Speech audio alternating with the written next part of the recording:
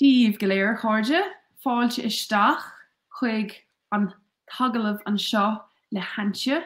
So Díomh go léir, hello everyone. Thank you all for joining me here. Welcome into this month's members interview. I have selected Antje. So I'm joined here by Antje, who's actually in the same country as me in Germany. So Antje, kunna sa tátu? Tá mé go bra goibh mágad agus de hé. Oh my god, so gur míle maithagad Antje. Thank you so much for joining me. Antje,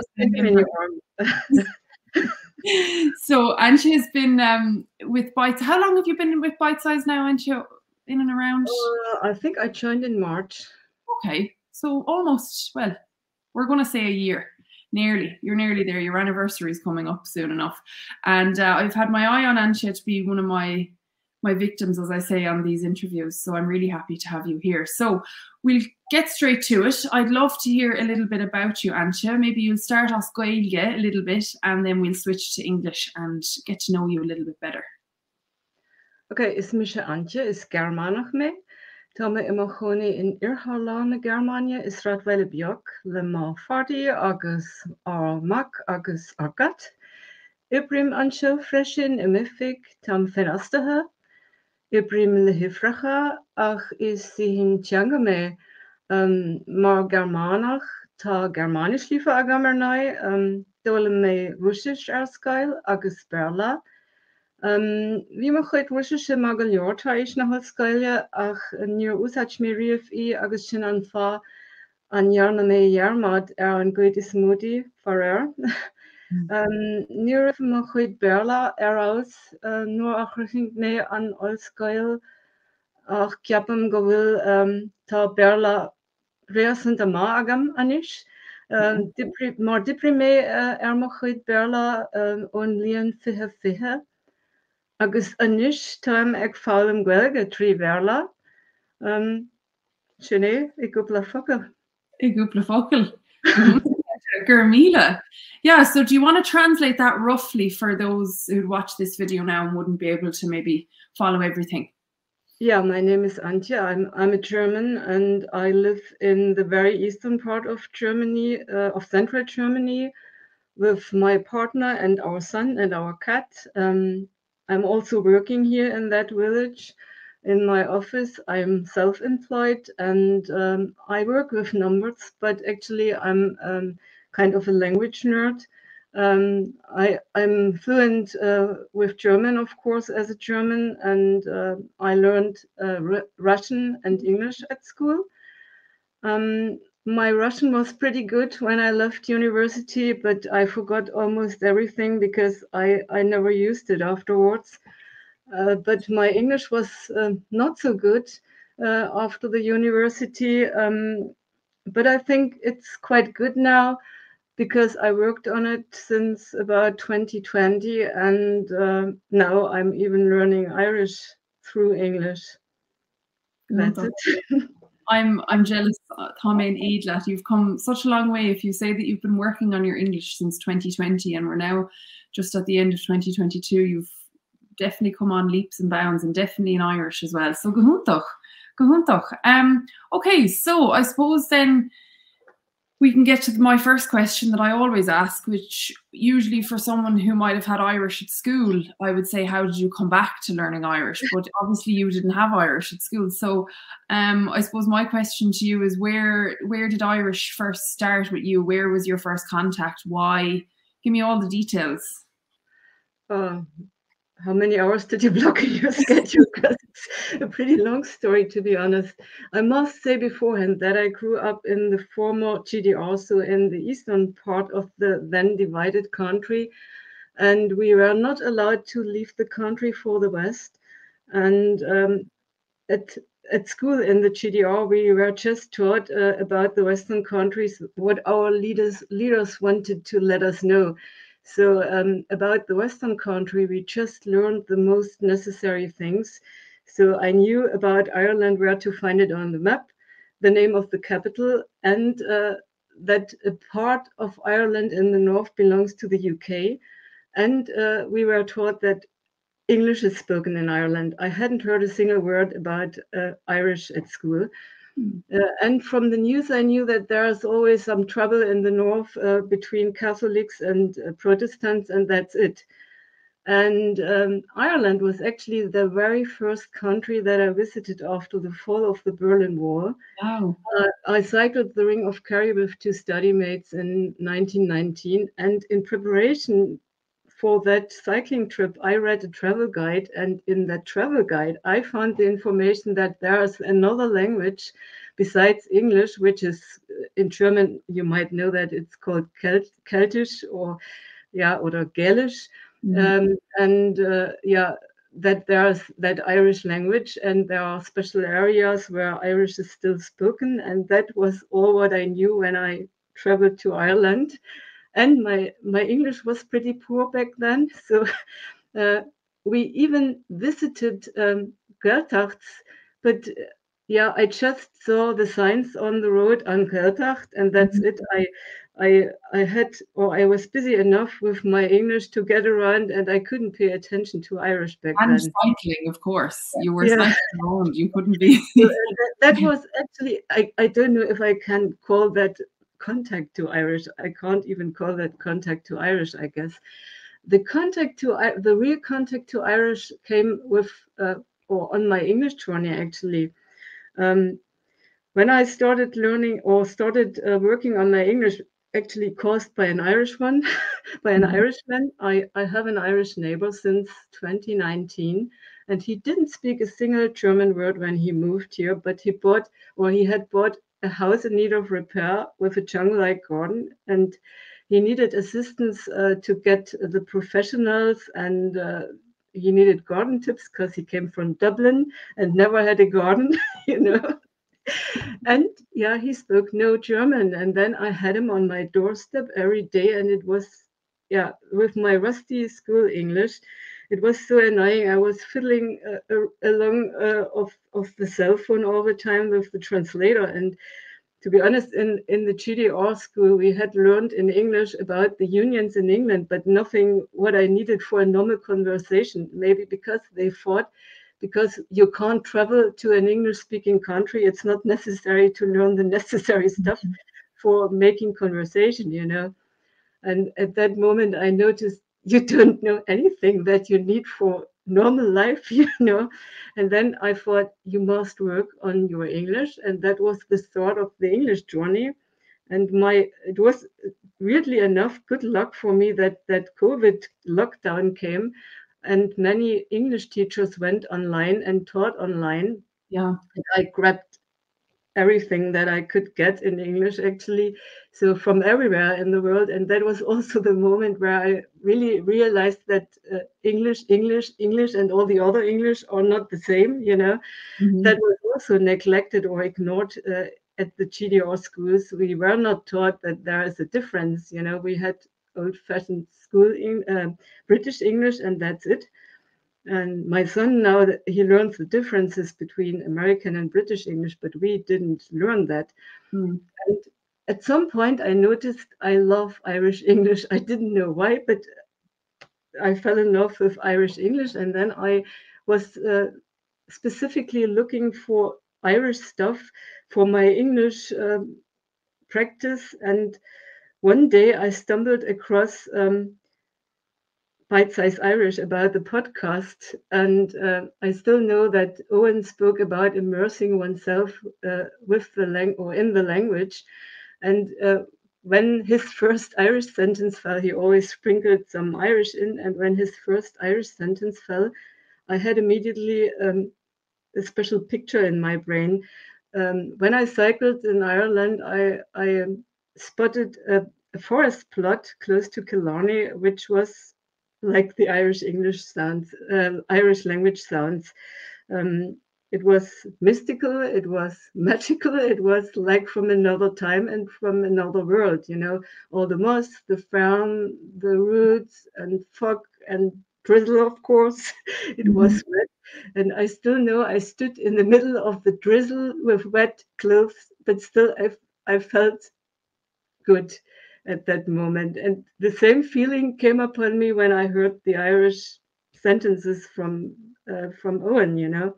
And that was immediately linked, but it was not the start yet to learn Irish for me. That came later by accident.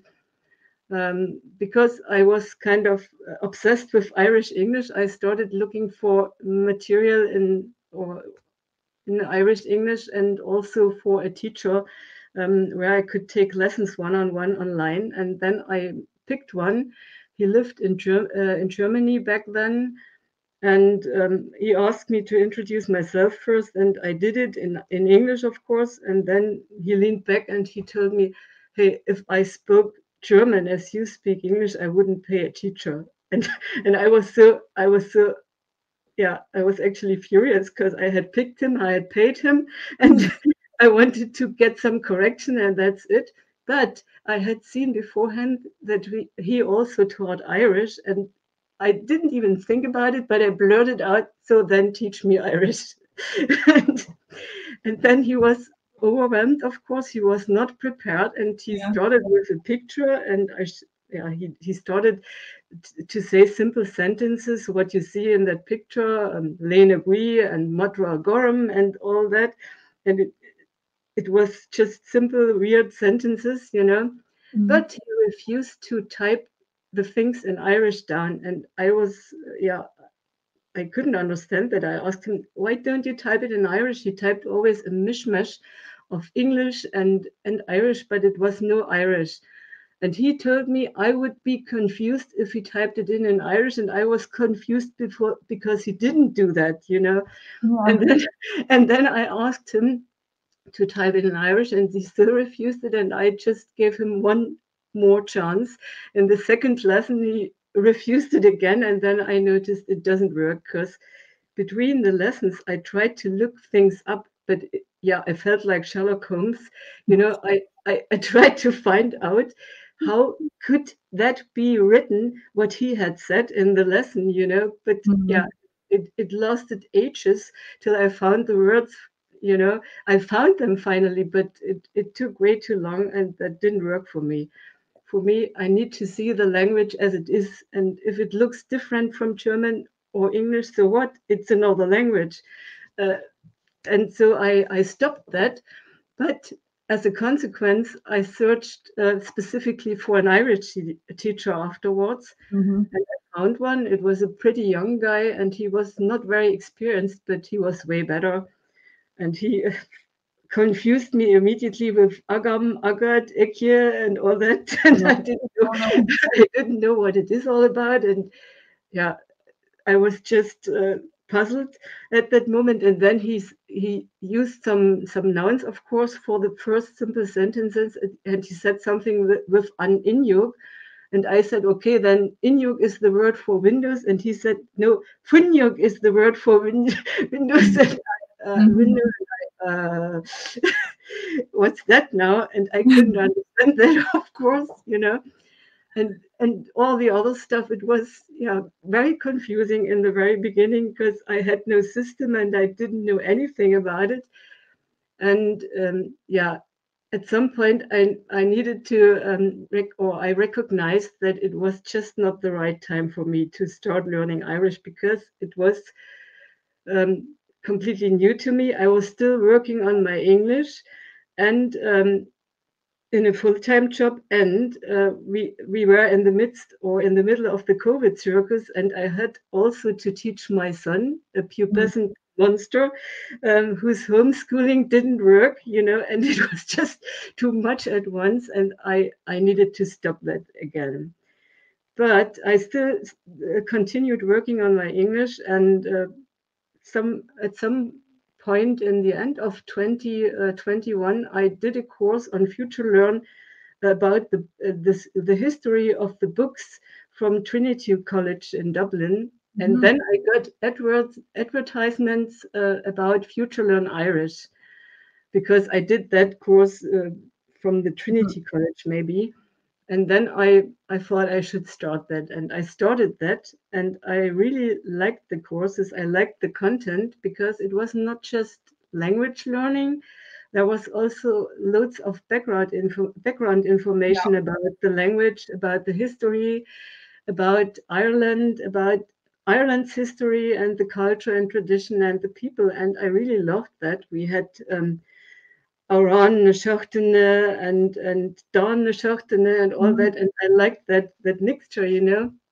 But I literally ran through that course because it was way too much stuff in too little time, you know, and so I actually needed time for repetition. And the big the big negative thing about that course was that there was hardly ever feedback from the tutors when you commented something and you couldn't speak. The speaking part was completely missing, and a language needs to be spoken. You need to use all the parts of the language when you learn it, and if the speaking part is missing, that doesn't work, you know.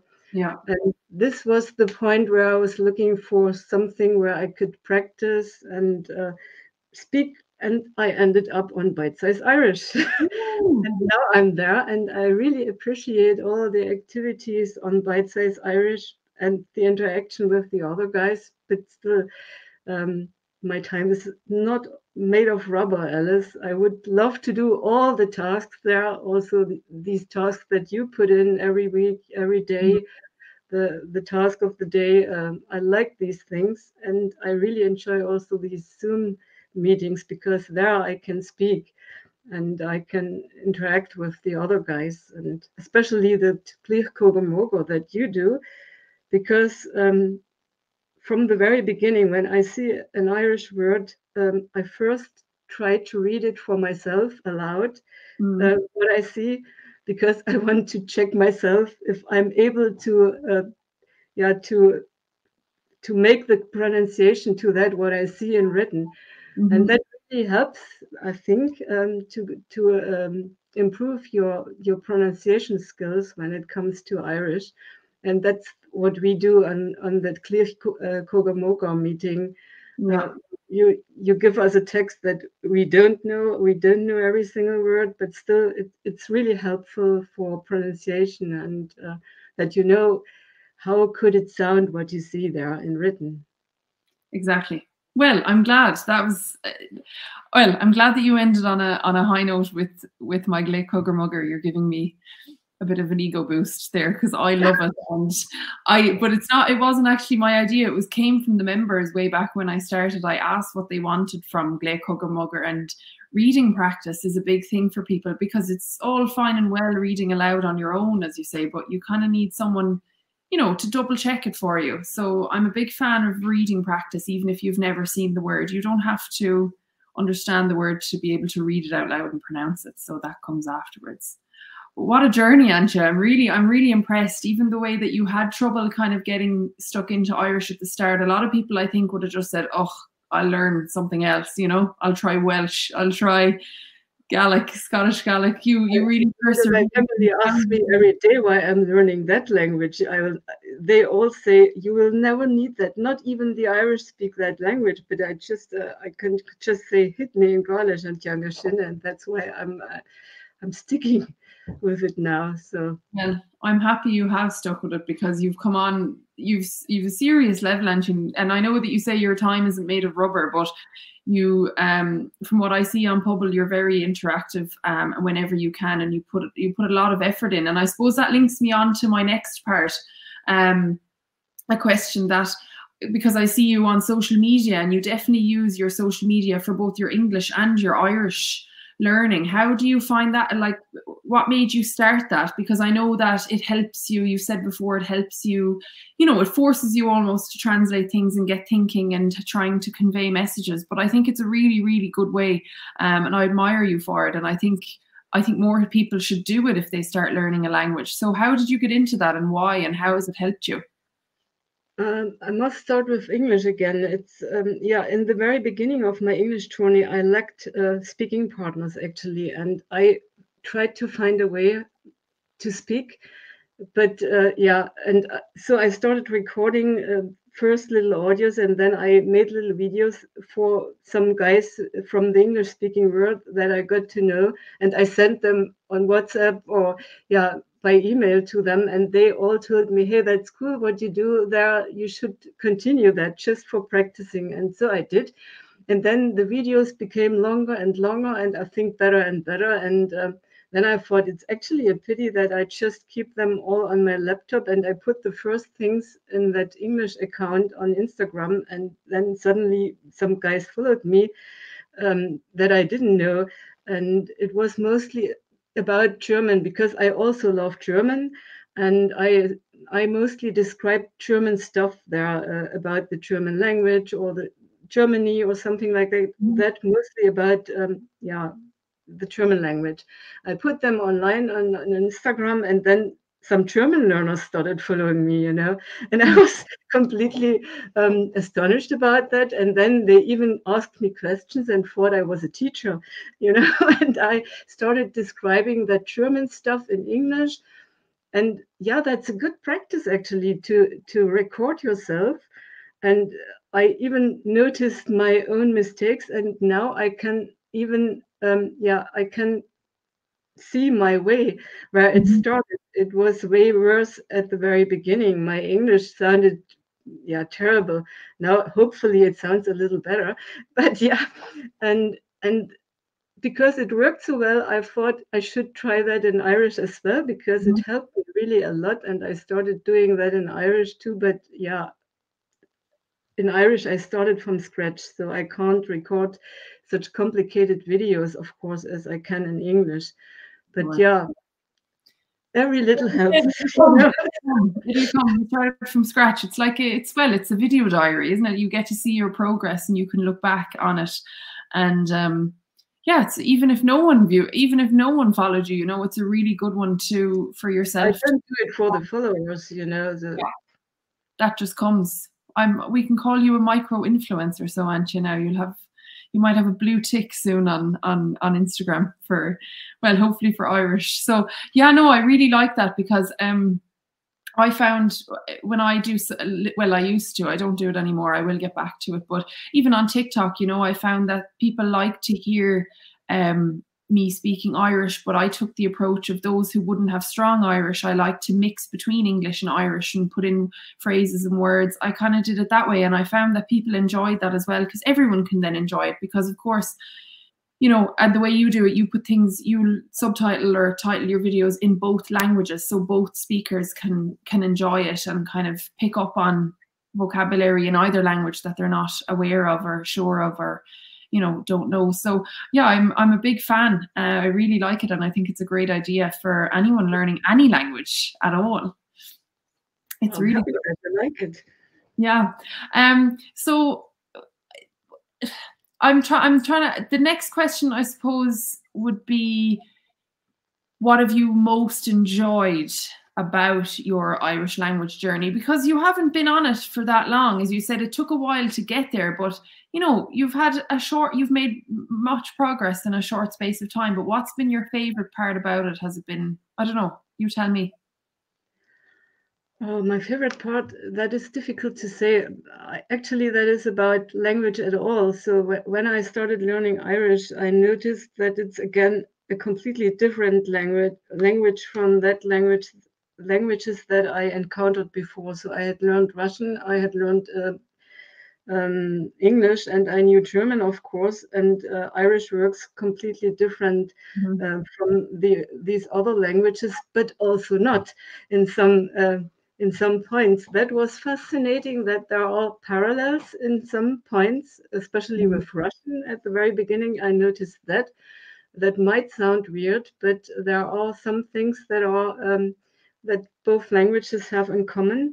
But also with German, there are parallels, and still there are huge differences sometimes. And when I started learning Irish, I thought, hey, it's fascinating what different ideas human beings came up with to express themselves, and it still works.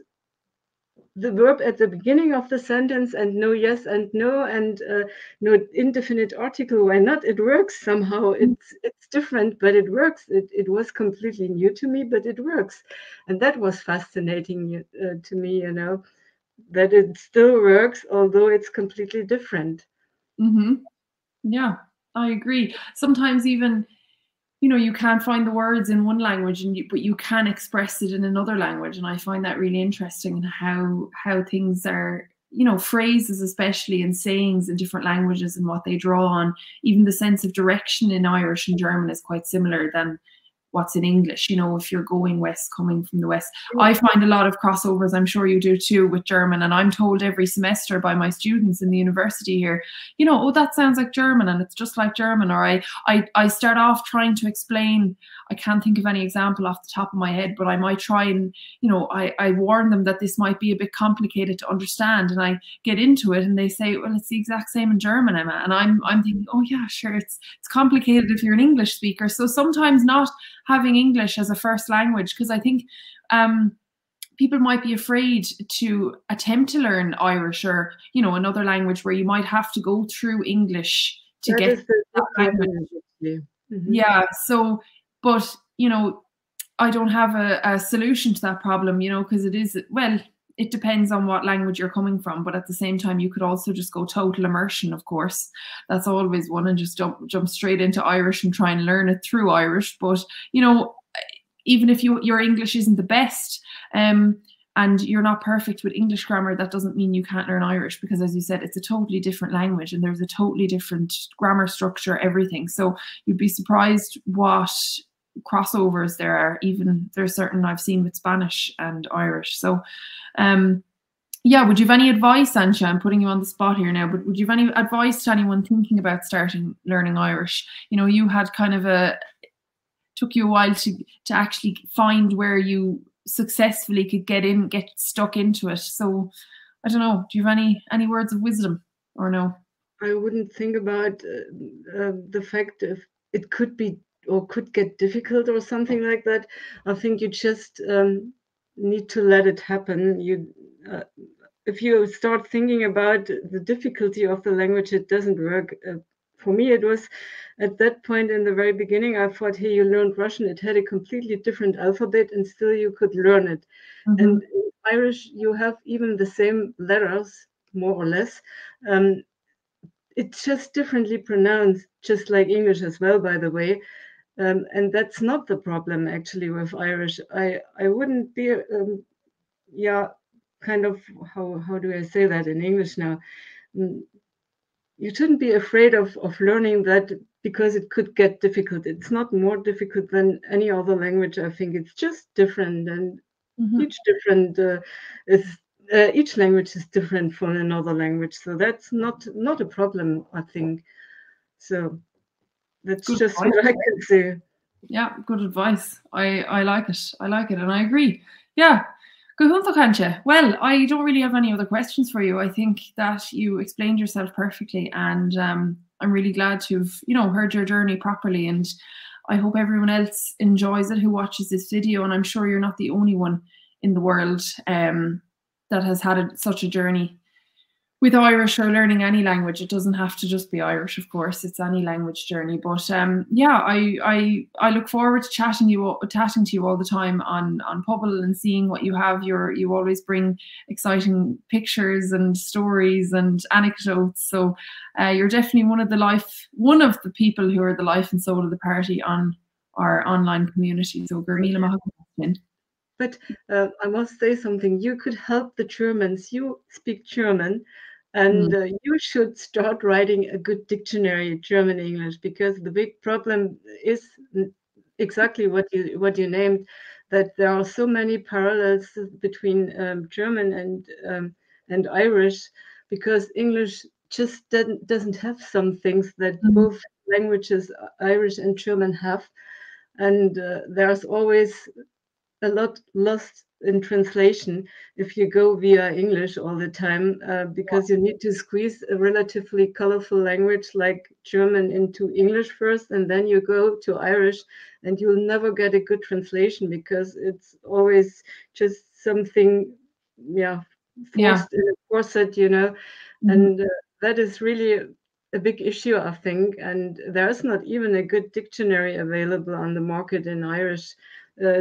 Or Irish English dictionary. I have the one that is available, and that's just a word list. That is not a dictionary, that doesn't really work.